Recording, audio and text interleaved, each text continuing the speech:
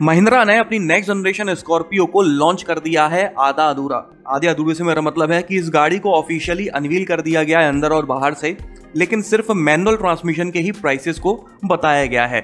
और रही बात खरीदने की, तो हाल फिलहाल आप इस गाड़ी को नहीं खरीद सकते हैं और ना ही इसको बुक करा सकते हैं। अगर आप इसे खरीदना चाहते हैं तो 30 जुलाई 30 जुलाई के बाद से इसकी बुकिंग्स स्टार्ट होंगी। 30 जुलाई से 15 अगस्त तक के बीच में आप अपना एक पसंदीदा वेरिएंट को चूज कर सकते हैं जो भी आपको बुक कराना हो। और रही बात डिलीवरी की, तो वो आपको दिवाली या उसके बाद जाके आपको अपनी स्कॉर्पियो मिल पाएगी। तो कुछ इस तरह से आधा अधूरा लॉन्च करा है, लेकिन अच्छी बात यह है कि वेरिएंट से संबंधित सारी डिटेल्स ऑफिशियल कर दी गई हैं। और इस वीडियो में हम उसी बारे में बात करने वाले हैं कि इस गाड़ी में कितने वेरिएंट्स मिलते हैं, किसमें क्या क्या फीचर्स मिल जाते हैं, और अगर बुक कराना है तो कौन सा वेरिएंट बुक कराना चाहिए।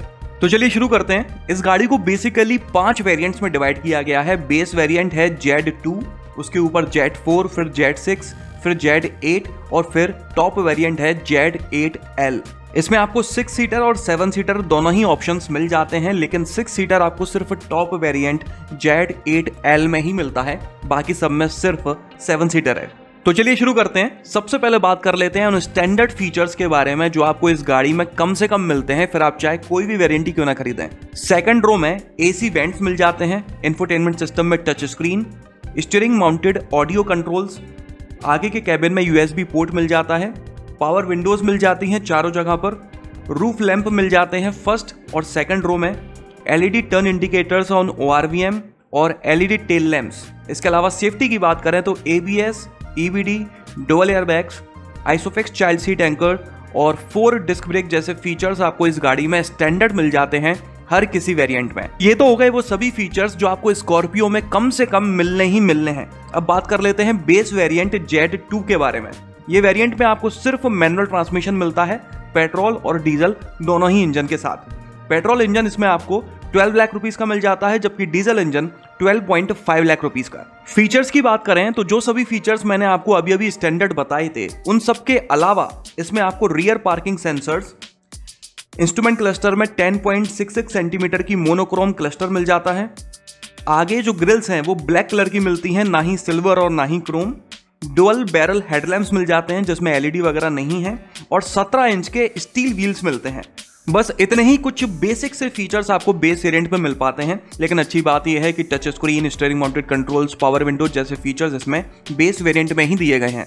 चलिए और ऊपर चलते हैं और बात कर लेते हैं सेकंड बेस वेरिएंट Z4 के बारे में। तो इस वेरिएंट से आपको ऑटोमेटिक ट्रांसमिशन और 4 व्हील ड्राइव मिलना शुरू हो जाता है, लेकिन जैसे कि मैंने आपको बताया कि अभी तक ऑटोमेटिक ट्रांसमिशन और 4 व्हील ड्राइव के प्राइसेस को रिवील नहीं किया है, सिर्फ मैनुअल ट्रांसमिशन के प्राइसेस ही बताए गए हैं। जिसके हिसाब से देखा जाए तो Z4 वेरिएंट 1.5 लाख रुपए महंगा मिलता है आपको पेट्रोल डीजल दोनों ही इंजन में बेस वेरिएंट Z2 के मुकाबले। 1.5 लाख रुपए ज्यादा खर्च करने पर आपको इस वेरिएंट में क्या कुछ ज्यादा मिल जाता है वो देख लेते हैं।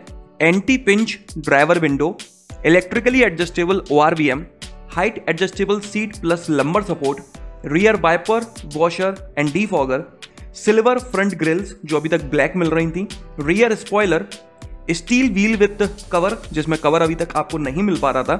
अगर आप ऑटोमेटिक ट्रांसमिशन खरीदते हैं तो आपको electronic stability control, hill hold control और हिल डिसेंट कंट्रोल जैसे फीचर्स भी मिल जाते हैं। इसके अलावा cooled glove box, Android auto और एप्पल कारप्ले, क्रूज कंट्रोल, और सेकंड रो में आपको टाइप C पोर्ट मिल जाता है मोबाइल वगैरह चार्ज करने के लिए। तो बस ये सभी वो फीचर्स थे जो आपको Z4 में ज्यादा मिल जाते हैं Z2 के मुकाबले। आप देख सकते हैं कि प्राइस गैप है यहाँ पर 1.5 लाख रुपए का, लेकिन फीचर्स के हिसाब से देखा जाए तो ये 1.5 लाख रुपए वर्थ नहीं है। इन दोनों वेरिएंट में 1 लाख रुपए के अंदर का प्राइस गैप होना चाहिए था, 1.5 लाख रुपए कुछ जरूरत से ज्यादा है। चलिए अब और ऊपर चलते हैं और बात कर लेते हैं वेरिएंट Z6 के बारे में। तो इस वेरिएंट में आपको पेट्रोल इंजन मिलता ही नहीं है, सिर्फ डीजल इंजन मिलता है मैनुअल और ऑटोमेटिक दोनों में ही। इसके अलावा 4 व्हील ड्राइव का भी कोई ऑप्शन नहीं है। बात करें प्राइसेस की तो इसका डीजल मैनुअल आपको 14.99 लाख रुपीस का मिल जाता है, मतलब कि 1 लाख रुपए महंगा Z4 से। बात करें कि 1 लाख रुपए ज्यादा खर्च करने पर इसमें क्या कुछ ज्यादा मिल जाता है, तो इस वेरिएंट में आपको ऑटोमेटिक के साथ साथ मैनुअल ट्रांसमिशन में भी electronic stability control, hill hold control और हिल डिसेंट कंट्रोल जैसे सेफ्टी फीचर्स मिल जाते हैं। इसके अलावा E-कॉल and SOS switch, electric steering मिलना शुरू हो जाती है यहाँ पर डीजल इंजन में भी। अभी तक आपको इलेक्ट्रिक स्टीयरिंग सिर्फ पेट्रोल इंजन में मिल रही थी। Adreno x connect, built in Alexa, what 3 words. Instrument cluster में आपको 17.78 सेंटीमीटर की कलर्ड TFT स्क्रीन मिल जाती है जो अभी तक छोटी मिल रही थी। नेविगेशन, वायरलेस एप्पल कारप्ले जो अभी तक वायर्ड मिल रहा था। रीडिंग लैम्प्स फॉर 3rd रो, अभी तक 1st और 2nd रो में लैम्प मिल पा रहे थे। सनरूफ मिल जाती है और ड्राइविंग मोड्स मिल जाते हैं जिप, जैप और जूम। तो ये थे वो सभी फीचर्स जो आपको जेट 6 में ज्यादा मिल जाते हैं जेट 4 के मुकाबले। अब और ऊपर चलते हैं और बात कर लेते हैं सेकंड टॉप वेरिएंट जेट 8 के बारे में। तो इस वेरिएंट में आपको हर तरह का वेरिएंट ऑप्शन मिल जाता है। मेरा मतलब है पेट्रोल और डीजल दोनों में ही आपको मैनुअल और ऑटोमेटिक ऑप्शन मिल जाता है। साथ ही में 4 व्हील ड्राइव का ऑप्शन भी मिल जाता है, मैनुअल और ऑटोमेटिक दोनों में ही। मैं आपको बता दूं कि 4 व्हील ड्राइव यहाँ पर सिर्फ डीजल इंजन में दी गई है, पेट्रोल में नहीं है। इस वेरिएंट में आपको कुछ नहीं मिल पाता, तो बस वो है 6 सीटर वाला ऑप्शन। बात करते हैं प्राइसेस की, तो डीजल इंजन में ये वेरिएंट 2.5 लाख रुपए महंगा है जेट 6 से। और बात करें पेट्रोल इंजन की, तो ये 3.5 लाख रुपए महंगा है जेट 4 से, क्योंकि जेट 6 में तो पेट्रोल इंजन है ही नहीं।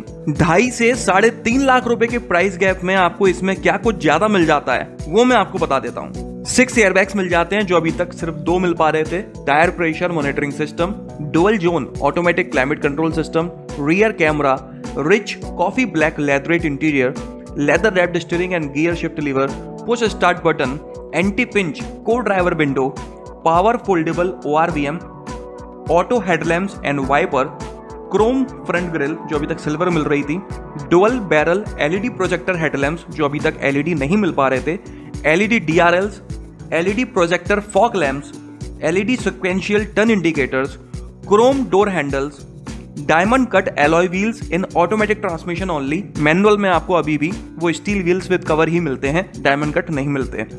4 एक्सप्लोर यहां से मिलना शुरू हो जाता है 4x4 के लिए, मतलब कि एक इंटेलिजेंट 4x4 सिस्टम है। इसमें टेरेन रिस्पॉन्स मोड्स मिलते हैं जैसे कि normal, snow, mud and रट्स and sand. इसके अलावा ऑफ रोडिंग करने के लिए यहाँ पर आपको मैकेनिक लॉकिंग डिफरेंशियल और ब्रेक लॉकिंग डिफरेंशियल जैसे फीचर्स भी मिल जाते हैं जो पहले वाले 4x4 में नहीं मिल पा रहे थे। तो ये थे वो सभी फीचर्स जो आपको 2.5 से 3.5 लाख रुपए ज्यादा खर्च करने पर मिलते हैं। मैं वापस से वही बात कहूंगा कि 2 वेरिएंट्स के बीच में 2.5 से 3.5 लाख रुपए का प्राइस गैप मैं पहली बार किसी गाड़ी में देख रहा हूं इस प्राइस सेगमेंट की। मेरे हिसाब से वेरिएंट्स को बहुत अजीबोगरीब तरह से डिवाइड किया गया है। सेकंड टॉप में एकदम से सारे फीचर्स भर दिए गए हैं और प्राइस गैप काफी तगड़ा हो गया है।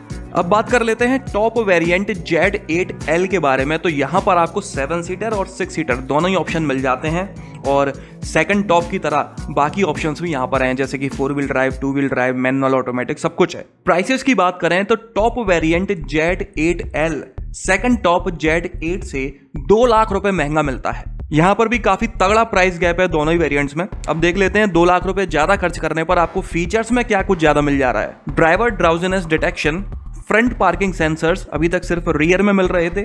इंफोटेनमेंट सिस्टम में 12 स्पीकर्स मिल जाते हैं सोनी के डुअल चैनल सबवूफर के साथ में। अभी तक कितने स्पीकर्स मिल पा रहे थे वो मेंशन नहीं किया है ब्रोशर में।